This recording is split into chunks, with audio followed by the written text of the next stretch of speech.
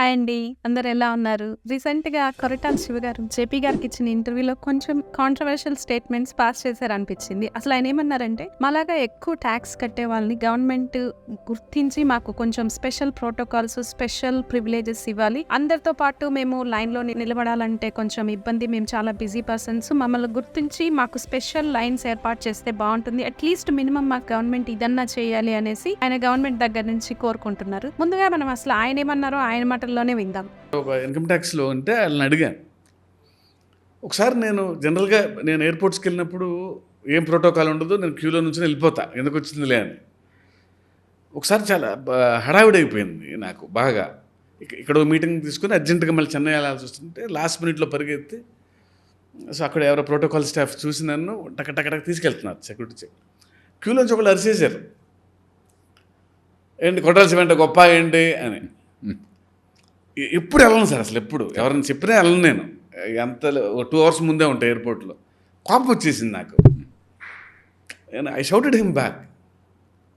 నేను సంవత్సరానికి 4 కోట్ల ఇన్కమ్ ట్యాక్స్ కడుతున్నా, కనీసం I should have this privilege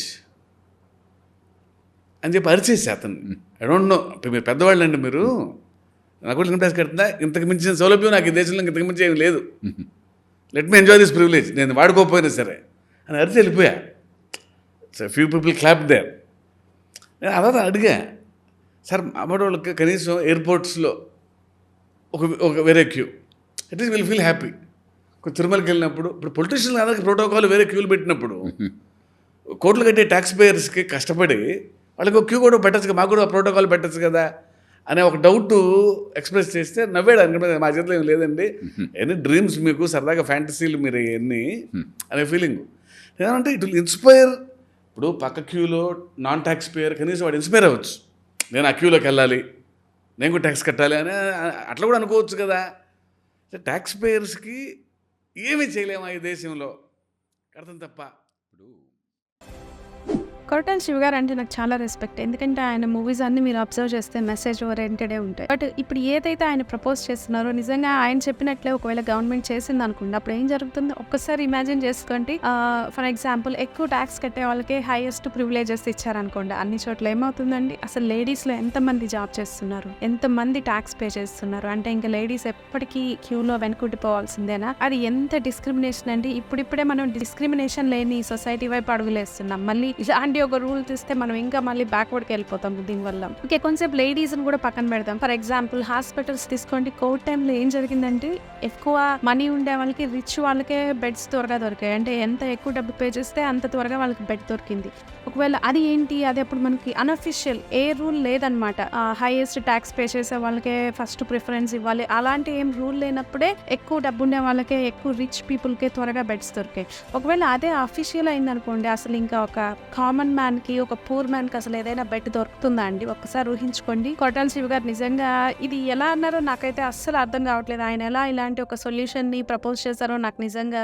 ఇంకా ఆయన ఏమంటున్నారంటే, మా బోటి వాళ్ళు, మీ బోటి వాళ్ళు అంటే ఏంటి మీకు స్పెషల్, మీరు ఎక్కువ ట్యాక్స్ పే చేస్తున్నారు, ఐ అగ్రీ దట్. కాకపోతే అప్పుడు మీరు పే చేస్తున్న ట్యాక్స్కి ఇన్ రిటర్న్ మీరు మంచి రోడ్స్ అడగచ్చు, మంచి స్కూల్స్ అడగచ్చు, గవర్నమెంట్ దగ్గర నుంచి మంచి హాస్పిటల్స్ అడగచ్చు, ఇంకా ఏదైనా ఎక్సర్సైజ్ చేసుకోవడానికి మంచి పార్క్స్ ప్రొవైడ్ చేయమని అడగచ్చు. అంతేగాని మీకు స్పెషల్ ప్రివిలేజ్ ఇవ్వమని అడగడం మాత్రం నా ఒపీనియన్లో అది నాకైతే కరెక్ట్ అనిపించలేదు. ఇంకా శివ గారు ఏమంటున్నారంటే, ఇలాంటి ఒక లైన్స్ ఏర్పాటు చేస్తే దాన్ని చూసి ఇన్స్పైర్ అయ్యి వేరే లైన్స్లో ఉండే వాళ్ళ మనం ఆ లైన్కి వెళ్ళేలాగా రీచ్ అవ్వాలి అని అంటున్నారు. దీంతో కూడా నేను కొంతవరకు డిసగ్రీ చేస్తానండి. ఫర్ ఎగ్జాంపుల్ కొరటాల శివ గారే ఒక లైన్లో ఒక క్యూలో నించున్నారు అనుకుందాం సెక్యూరిటీ చెక్ కోసం. సో ఒక 2 hours నుంచి అదే లైన్లో ఉన్నారు పాపం, తన కోసం తను వెయిట్ చేస్తున్నారు తన సెక్యూరిటీ చెక్ కోసం. ఇప్పుడు సడన్ గా ఒక రిచ్ పర్సన్ లేదా హైయెస్ట్ ట్యాక్స్ పేయింగ్ పర్సన్ వచ్చేసి కొరటాల శివ గారి కంటే ముందు సెక్యూరిటీ చెక్ చేసుకుని వెళ్ళిపోతే ఎలా ఉంటుందండి? కొరటాల శివ గారు ఇలాగే ఇన్స్పైర్ అవుతారా, నేను కూడా అరేంజ్కి వెళ్ళాలని, లేదా ఫీల్ అవుతారా, లేదా తిట్టుకుంటారా, నేను ఇంతసేపటి నుంచి ఇక్కడ వెయిట్ చేస్తుంటే తను వెళ్ళిపోవడం అది ఏ విధంగా జస్టిస్ అని థింక్ చేస్తారా, ఏమనుకుంటారు? నేనైతే సెకండ్ దే అనుకుంటానండి. మనం ఇంతసేపు లైన్ లో వెయిట్ చేస్తుంటే సడన్ గా ఎవరు వచ్చి వెళ్ళిపోతే మనకు అది ఇంజస్టిస్ లాగా అనిపిస్తుంది. సో దానివల్ల ఎవరు ఇన్స్పైర్ అవుతారు అనుకునేది కూడా నేను అనుకోవట్లేదు. కానీ అదర్ వే రౌండ్ అయితే పాసిబుల్. ఇప్పుడు కొరటాల శివ గారు లాంటి ఎక్కువ ట్యాక్స్ పే చేసే వాళ్ళు కామన్ పీపుల్ తో వెయిట్ చేసి లైన్ లో తమ టర్న్ కోసం వెయిట్ వెయిట్ చేస్తూ ఉంటే అప్పుడు జనాలు నిజంగా ఇన్స్పైర్ అవుతారు. ఓ నిజంగా ఈయన ఎంత హంబుల్ పర్సన్, ఎంత మోడెస్ట్ పర్సన్, తను ఇంత మనీ ఉండి కూడా ఒక కామన్ మ్యాన్ లాగా ఇలా వెయిట్ చేస్తున్నాడు అని అప్పుడు అనుకోవడానికి ఛాన్స్ ఉంటుంది. నిజంగా అసలు ఎవరికండి ఇలాంటి హై ప్రివిలేజ్ ప్రోటోకాల్స్ ఎవరికండి కావాల్సింది? డిజేబుల్డ్ పీపుల్ కో, హ్యాండిక్యాప్డ్ పీపుల్ కో, లేదా ఎల్డర్లీ పీపుల్ కో, ఇలాంటి వాళ్ళకి మనము ఇస్తే మనం ఎవరు ఫీల్ అవ్వము. ఎందుకంటే వాళ్ళకి అది అవసరం. బాగా హెల్దీగా ఫిట్ గా ఉండే పర్సన్ కి స్పెషల్ ప్రివిలేజెస్ ఎందుకండి? అలా ఎందుకు కోరుకుంటున్నారో నాకైతే అర్థం అవ్వట్లేదు. ఇంకా ఆయన ఏమంటున్నారంటే తిరుమలలో ఇప్పుడు పొలిటీషియన్స్ కి ఉన్న ప్రివిలేజే మాకు కూడా ఎక్కువ పే చేసే వాళ్ళకి ఇవ్వచ్చు కదా అని. కొద్దిసేపు మనం పక్కన పెడదాం, పొలిటీషియన్స్ నిజంగా సేవ చేస్తున్నారా మంచోళ్ళ కాదనే విషయం పక్కన పెడితే వాళ్ళకి ఆ ప్రివిలేజ్ ఎందుకు వచ్చిందండి? వాళ్ళు పబ్లిక్ సర్వెంట్స్ కాబట్టి వాళ్ళ టైం ఇక్కడ వేస్ట్ అయ్యే కంటే ఒక 20-30 మందో లేదా ఒక 100 మంది పీపుల్ తో మాట్లాడి వాళ్ళ సమస్యలు తీర్చడానికి వీళ్ళు ఆ టైం ని స్పెండ్ చేస్తారు అని వాళ్ళకి ఆ ప్రివిలేజ్ ఇచ్చారు. వాళ్ళు చేస్తున్నారా లేదా అన్నది సెకండరీ, బట్ వాళ్ళకి ఆ ప్రివిలేజ్ ఇచ్చిందైతే అందుకోసం, అంతేగాని వాళ్ళు ఏదో స్పెషల్ అని కాదు. నిజంగా మీకు అలాంటి ప్రివిలేజ్ కావాలంటే మీరు కూడా ఏదో ఎమ్మెల్యే గానో ఎంపీ గానో గెలవండి, తీసుకోండి, లేదా ఐఏఎస్ ఐపీఎస్ ఇవ్వండి, మీకు కూడా స్పెషల్ ప్రివిలేజ్ ఉంటుంది. అంతేకాని మేము ట్యాక్స్ ఎక్కువ పే చేస్తున్నాం కాబట్టి మాకు ఇలాగా ప్రివిలేజ్ కావాలని కోరుకోవడం అది చాలా నా ఒపీనియన్ అయితే ఇది కరెక్ట్ కాదు. ఎందుకో నాకు జేపీ గారు దీన్ని ఖండించలేదనిపిస్తుంది, సరైన ఆన్సర్ ఇవ్వలేదనిపిస్తుంది. మీకేమనిపిస్తుంది? ఇలా సెపరేట్ క్యూ ఉండడం బెటర్ అంటారా, లేదా అందరికీ ఒకే లైన్ ఉండడం బెటర్ అంటారా? మీకేమనిపిస్తుందో మీ ఒపీనియన్ ని కమెంట్ రూపంలో తెలియజేయండి. అలాగే మీకు కనుక ఈ వీడియో నచ్చినట్లయితే లైక్ చేయండి, షేర్ చేయండి, సబ్స్క్రైబ్ చేయండి. Thank you.